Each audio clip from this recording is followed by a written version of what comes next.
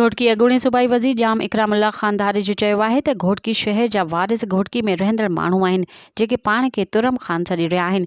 इंशाअल्लाह ईंदड़ इलेक्शन में खेनि इबरतनाक शिकस्त मिलंदी। अवाम खे रिढ बकरी सम्झी बंगलनि तां वोट ॾियण वारो हुकुम हाणे न हलंदो।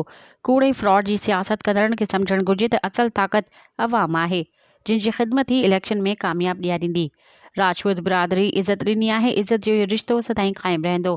अहिड़नि ख़्यालनि जो इज़हार हुन राव फरहान राव फैसल ऐं वार्ड नंबर 13 जे राजपूत बिरादरी पारां मुनक़द कयल कॉर्नर मीटिंग खे ख़िताब कंदे कयो।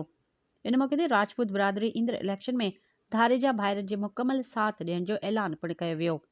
कॉर्नर मीटिंग में राव मोहम्मद लुकमान, डॉक्टर राव सिकंदर अली, राना मोहम्मद दिलदार, राणा फरहान, राव अदनान, जाफ़र अली दायो, राना बाबर अली, पीपी जे ज़िले जनरल सेक्रेटरी सिकंदर अली लाखो, सलीमुल्लाह खान कलवड़, सैयद रिजवान शाह, सैयद माजिद अली शाह, आगा अजहर पठान, असदुल्ला लाखो, राणा मुश्ताक, राजा अफजाल हैदर, चौधरी आसिफ अली आरई, रईस रफ़ीक अहमद चाचड़, सरदार बगन खान कलादी, मौलाना पहलवान सिंघड़, मोहम्मद इस्माइल धांधो, राव दानिश समेत राजपूत बिरादरी जे सभई माण्हू शिरकत कई। कॉर्नर मीटिंग खे ख़िताब कंदे अॻूणे सूबाई वज़ीर जाम इकरामुल्लाह धारी जो चयो त घोटकी जे माण्हुनि मक़ामी चूंडुनि में पीपी उम्मीदवारनि खे कामयाब करे तब्दीली जी शुरूआत कई।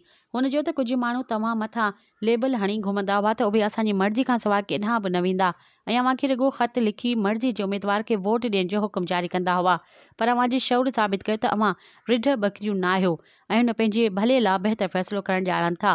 अॻूणे सूबाई वज़ीर चयो त घोटकी शहर जेतिरो जाम इकरामुल्लाह जो आहे ओतिरो ई राजपूत बिरादरी जो बि आहे।